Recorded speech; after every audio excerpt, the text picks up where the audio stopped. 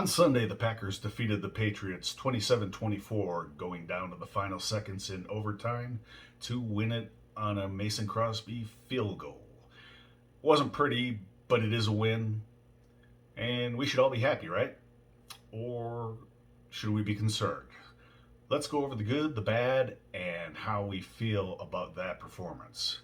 Welcome to the Packer Mentality Podcast, where we will discuss Packer news, roster decisions, and games. My name is Patrick Corrigan, and I am your host. I am also a Packer shareholder. You can find and follow me on Twitter at Packer Mentality. My podcasts are available on YouTube, Spotify, Google Podcasts, and Anchor. If you are watching me on YouTube, please help my channel and hit the like and subscribe button below. So if you don't have time to keep up with all the news, reports, or social media, or you just can't make any sense of them, let me help you make sense of the nonsense. And thank you for joining me. As I mentioned, the Packers are coming off a victory. Let's talk about some of the good things that happened on Sunday. Offensively, the run game was really good with Aaron Jones and A.J. Dillon. Once again, got over 25 touches, and it once again led to a victory. Aaron Jones rushed 16 times for 110 yards. A.J. Dillon added another 73 yards on 17 carries. His yards not as flashy as Aaron Jones, but they were some really tough yards and some really important yards at key points in the game. And I thought he did a fantastic job. Allen Lazard was key. He had 6 receptions on 8 targets, 116 yards, and some really big catches for the Packers. Defensively, it was all Rashawn Gary. He was a beast. 2 sacks, knocked out Bobby Hoyer. Also put a massive hit on Bailey Zappi, the backup. And the defense held the Patriots to 104 passing yards, but do remember you're dealing with the backup and the third string quarterback. Not sure that's a huge accomplishment, but still only 104 yards. The bad part was this offense still looks out of sync. Was terrible in the first half, completely missing, which makes that actually makes 4 straight quarters where they just can't get out of their own way and just really were ineffective. Aaron Rodgers went just 4 for 11 for 44 yards and a pick 6 in the first half. Also was sacked once. He looks like he is still getting used to this group, and they still look like at times that they're in the preseason or in the first game of the year. Something to think about next season. Hopefully Aaron considers coming to camp, and this team might get these starters playing time in the preseason, because it just doesn't look good. Turnovers. They had a fumble and a pick 6 in the first half. Got to clean that up. This team last season was great at protecting the ball.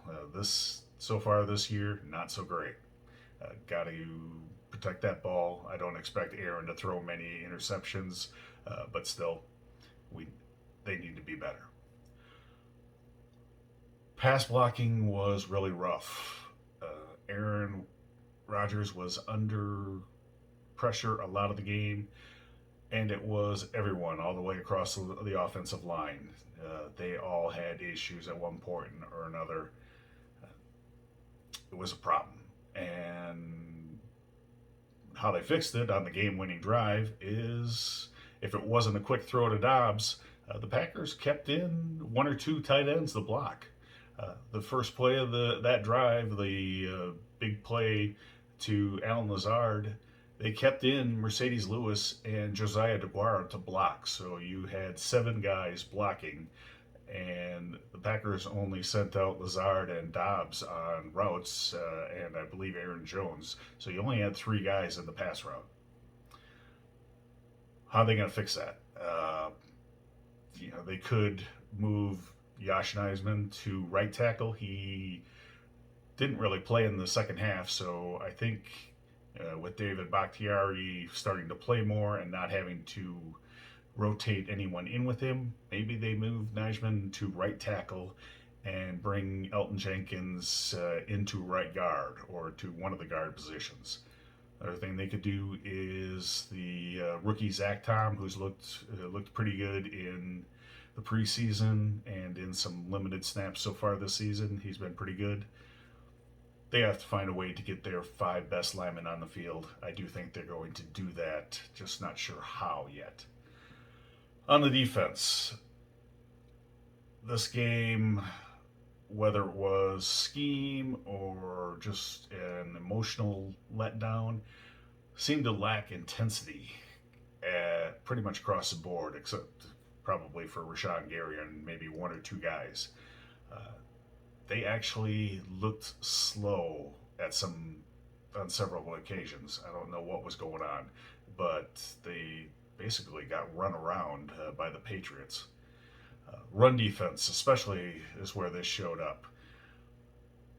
They're running on occasions when you knew they were going to run. They have a backup and a third string quarterback.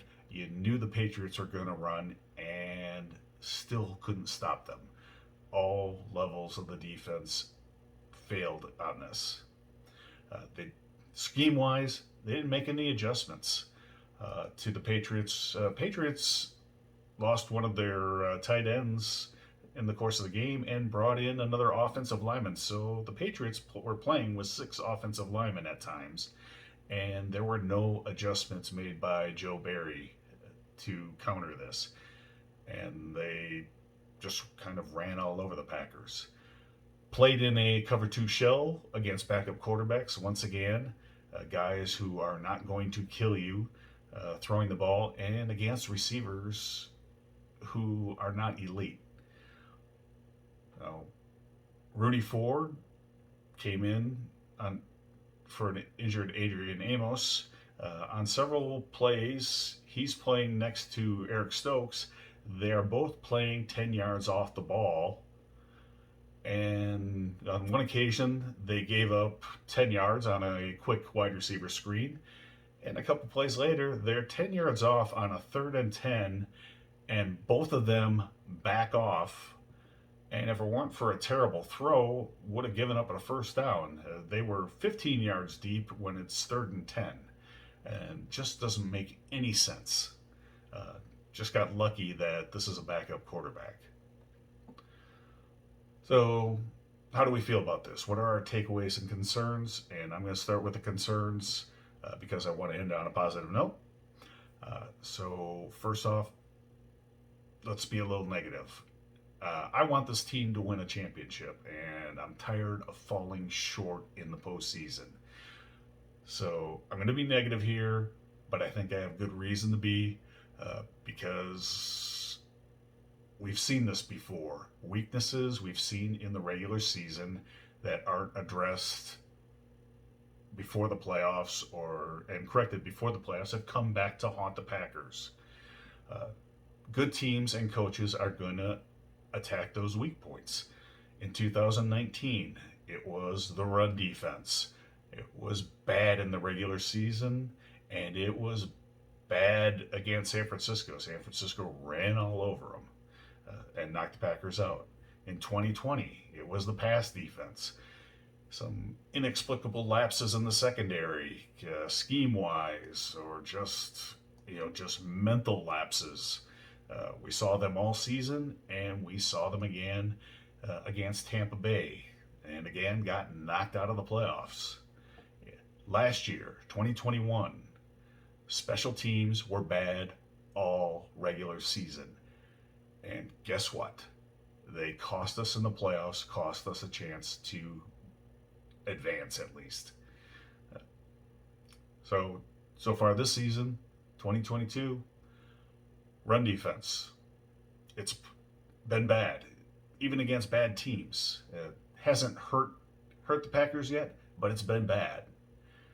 And we've been fortunate that we've played some really bad teams. The one decent team We played. We played. We lost to. Uh, you can say Tampa Bay is a good team, but they were really shorthanded. So I'm not going to give that that effort too much credit at this point because of what's happened in the other games. So let's put that aside. Let's talk about the good things that are happening and the improvements that are happening.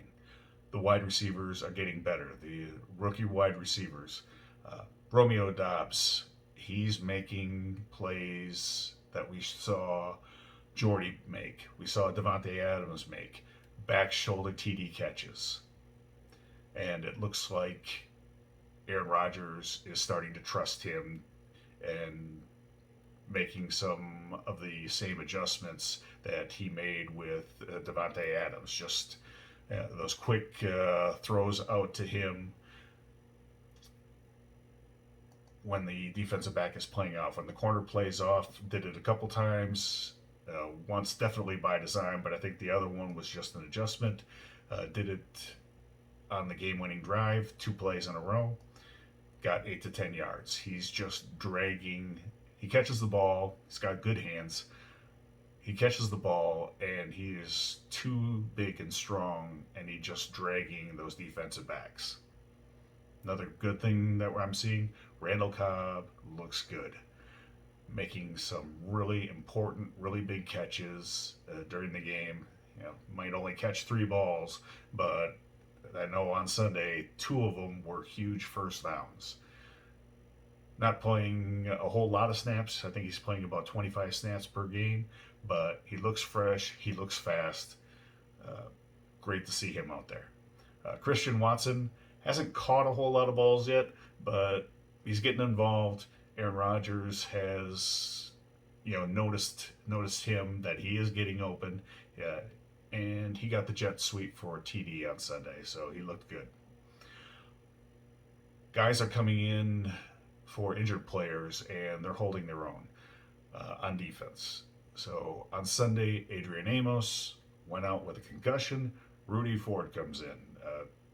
Guy's been fantastic on special teams. He comes in, probably hasn't gotten a whole lot of time in practice. He did a pretty good job. Wasn't perfect, but he did a pretty good job.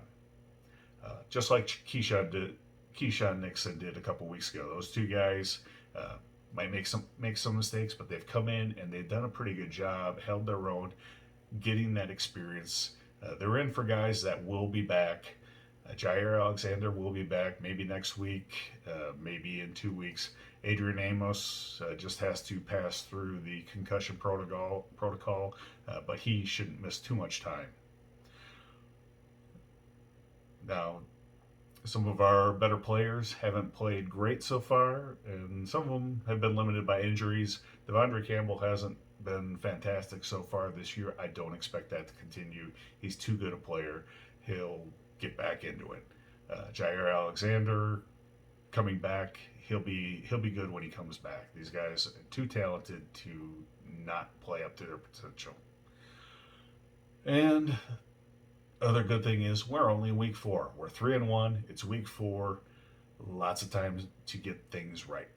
So, and speaking of opportunities to get things right, the Packers will be playing the Giants in London on Sunday. Game time is 8:30 a.m. in Green Bay or Central Time Zone. Set your clocks accordingly. I'll be previewing that game on Friday, so keep on the lookout for that. Have a great rest of your week, and go Pack Go.